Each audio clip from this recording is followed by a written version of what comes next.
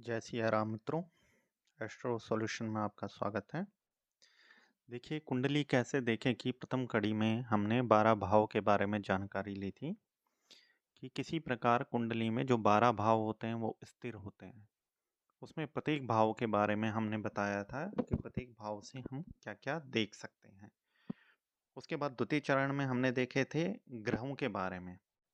Total 9 ग्रह हैं, जिसमें तो 7 परमानेंट ग्रह हैं, 2 छाया ग्रह हैं, राहु केतु। ठीक है, उसी में हमने पढ़ा था कि ग्रहों को एक से, जैसे 12 भाव हैं, वैसे ग्रहों को एक से लेके 12 राशियों तक में डिवाइड किया गया है, जिसमें सूर्य और चंद्रमा को छोड़ के बाकी सबको लगभग दो दो राशियां मिली हैं। जैसे मंगल को 1 नंबर जहां पे लिखा रहता है और 8 नंबर जहां पे लिखा रहता है वो मंगल है। 2 और 7 शुक्र, 3 और 6 बुध, 4 चंद्रमा, 5 सूर्य, 6 तो आपको बता दिया, 3 और 6 बुध हैं और 2 और 7 शुक्र हैं। अब इसके बाद आते हैं 9 9 और 12 मिले हैं बृहस्पति देव को। ठीक है, और 10 और 11 मिले हैं शनि देव को। इसके बाद मैंने आपको मेष लग्न से मीन लग्न तक की कुंडली, एक सामान्य कुंडली के बारे में जानकारी दी थी, जिसमें कि ये बताया गया था कि प्रथम भाव में अगर 1 नंबर लिखा है तो मेष लग्न की कुंडली है। प्रथम भाव में 2 नंबर लिखा है तो वृष लग्न की है।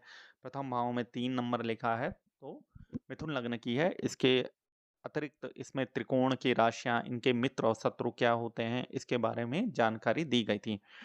अब हम चलेंगे कुंडली के चौथे भाग पे। ठीक है, जिसे हम बोलेंगे नक्षत्र।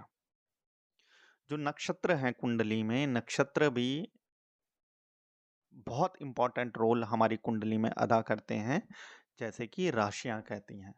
क्योंकि जो नक्षत्रों के स्वामी होते हैं, वो नक्षत्रों के स्वामी यही ग्रह हैं जो ग्रहों को हम पढ़ा करते हैं। जो 9 ग्रह हैं वही नक्षत्रों के स्वामी भी हैं। ठीक है, अब मैंने जैसे आप ये चार्ट देखिए कि नक्षत्र कितने प्रकार के होते हैं। नक्षत्र 27 प्रकार के नक्षत्र हैं। ठीक है, अब प्रत्येक नक्षत्र के 4 चरण होते हैं। एक नक्षत्र लगभग 13 डिग्री के आसपास का होता है और एक चरण लगभग 3 डिग्री के आसपास होता है, 3 सवा 3 डिग्री का। ठीक है, इस प्रकार 27 नक्षत्र डिवाइडेड हैं। अब आप बोलेंगे कि राशियां तो, वैसे तो जो ग्रह हैं वो 9 ग्रह हैं और नक्षत्र 27 हैं, तो कई नक्षत्र ऐसे हैं जिन्हें सेम राशियां मिली हैं या सेम ग्रह मिले हैं। इसके बारे में इस चार्ट के आगे हम पढ़ेंगे। अब देखिए, जैसे मैंने लिखा है प्रथम, आप देखिए जो फर्स्ट में है, स्वभाव और व्यक्तित्व। हर नक्षत्र का स्वामी ग्रह होता है जो व्यक्ति के स्वभाव और व्यक्तित्व को प्रभावित करता है। जो नक्षत्र है उसका लॉर्ड भी एक राशि है। ठीक है, एक ग्रह है और उस ग्रह के आधार पे वो नक्षत्र अपना बुरा या अच्छा इफेक्ट देता है। अब इसमें दूसरा देखिए, स्वास्थ्य। कुछ नक्षत्रों का संबंध विशिष्ट रोगों या स्वास्थ्य समस्याओं से होता है। देखिए, नक्षत्र के जो 4 चरण हैं, है तो वो एक ही ग्रह के नक्षत्र हैं। ठीक है, लेकिन उन चरणों में उसका डिफरेंट प्रभाव आपको देखने को मिलेगा। बाकी विवाह और संबंध, ठीक है, कैरियर और धन, भाग्य और संयोग, इन सब में हम नक्षत्र भी देखते हैं। किसी कुंडली को जब हम देखते हैं, हम उसके भाव तो देखते हैं, राशियां देखते हैं, नक्षत्र देखते हैं और इन नक्षत्रों के बाद उपनक्षत्र भी देखे जाते हैं। अब उपनक्षत्र नाम से उपनक्षत्र हैं, लेकिन हैं वो नक्षत्र ही। जैसे एक अगर दीवार बनाई जाती है तो नीचे से लेके ऊपर तक ईंटों को रखा जाता है। बाई चांस हमें केवल ऊपर की ईंटें सतह से ऊपर दिख रही हैं, बाकी ईंटें नीचे हैं, तो वो नीचे की ईंटें भी ऊपरी सतह पर उतना ही प्रभाव डालेंगी जितना कि नीचे वाली है, जितना ऊपर वाली है। ठीक है, अब आगे वाले चार्ट में बढ़ते हैं। यहाँ पे देखिए नक्षत्रों की सूची है। ठीक है, 27 नक्षत्रों के नाम हैं। इसमें प्रथम नक्षत्र होता है जो अश्विनी होता है, दूसरा भरणी है, फिर कृतिका है, फिर रोहिणी है, मृगशिरा है, आद्रा है, पुनर्वसु है, पुष्य है, आश्लेषा है, मगा है, पूर्वा फाल्गुनी है, उत्तरा फाल्गुनी है, हस्त नक्षत्र है, चित्रा है, स्वाति है, विशाखा है, अनुराधा है, ज्येष्ठा है, मूल है, पूर्वाषाढ़ा है, उत्तराषाढ़ा है, श्रवण नक्षत्र है, धनिष्ठा है, शतभिषा है, पूर्वा भाद्रपद है और उत्तरा भाद्रपद और रेवती। रेवती नक्षत्र सबसे लास्ट वाला नक्षत्र है और अश्विनी नक्षत्र सर्वप्रथम नक्षत्र वाला है। अब हम नक्षत्रों को देखिए देखिए कुछ इन 27 नक्षत्रों के कुछ प्रतीक चिन्ह हैं। ठीक है, जैसे आपने देखा होगा कल की पुराण है, ठीक है, या भविष्य में लिखा है, कई जगह लिखा रहता है कि भगवान कल्कि का जो जन्म होगा वो घोड़े के रथ पे या घोड़े पे सवार होके आएंगे। ठीक है, तो इसका मतलब देखिए ये कलयुग है। यहाँ अब आप भी जनरली सोचेंगे कि भाई ये समय आगे ऐसा नहीं आएगा कि घोड़ों का उपयोग हो या रथों का उपयोग हो। तो यहाँ पे अश्वनी नक्षत्र का वो कहा गया है, क्योंकि अश्वनी नक्षत्र का जो प्रतीक चिन्ह होता है वो सफेद रंग का अश्व का मुंह होता है। तो कहीं ना कहीं भगवान कल्कि का जो जन्म होगा वो अश्वनी नक्षत्र में होगा। अब यहाँ पे देखिए नक्षत्र की अंश और कला लिखा है मैंने। एक नक्षत्र 13 डिग्री 20 मिनट का होता है। ठीक है, और एक राउंड वो है, शेप है, जो 360 डिग्री का है। अब इन्हें 27 नक्षत्रों में बांटा गया है।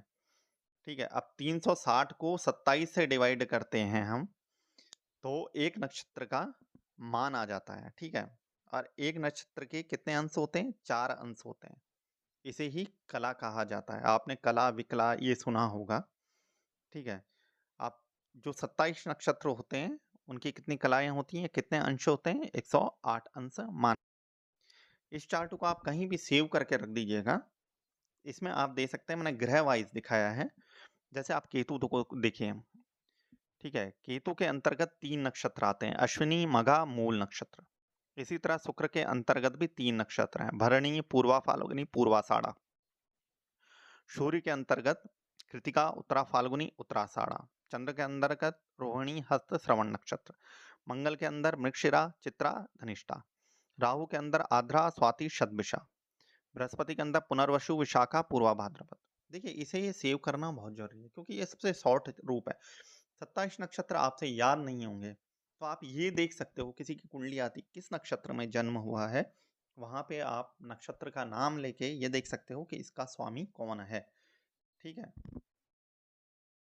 इसमें जैसे 9 ग्रह हैं, 3-3 नक्षत्र सबको मिले हैं, 9 3 27।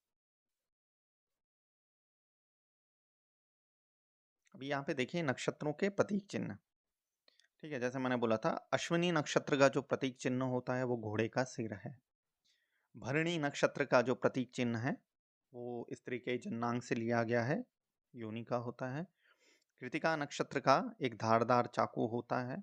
रोहिणी नक्षत्र का गाड़ी का बैल, या जैसे बैलगाड़ी होती है वो होता है। मृगशिरा का हिरण का सिर होता है। आद्रा नक्षत्र का आंसू होता है। इसी प्रकार 27 नक्षत्र की ये भी आप सेव करके रख दीजिएगा। 27 नक्षत्रों के जो प्रतीक चिन्ह हैं वो यहाँ पे दिए गए हैं। अब देखिए नक्षत्रों का भी हमारी कुंडली में वही रोल है जो हमारी राशियों का है। अब जैसे आपको ये चार्ट दिखाता हूँ, ये चार्ट देखिए। जैसे यहाँ पे देखिए, आपको मैं दिखाता हूँ, जैसे सूर्य है।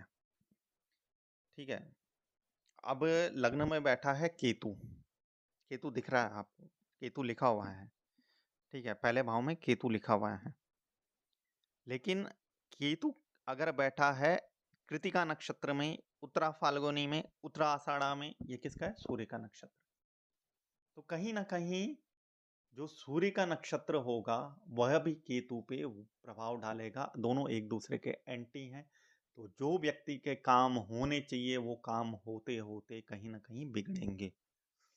इसलिए हमें कुंडली में केवल ग्रह ही नहीं बल्कि नक्षत्र और उसके बाद उपनक्षत्रों को भी देखना बहुत जरूरी है।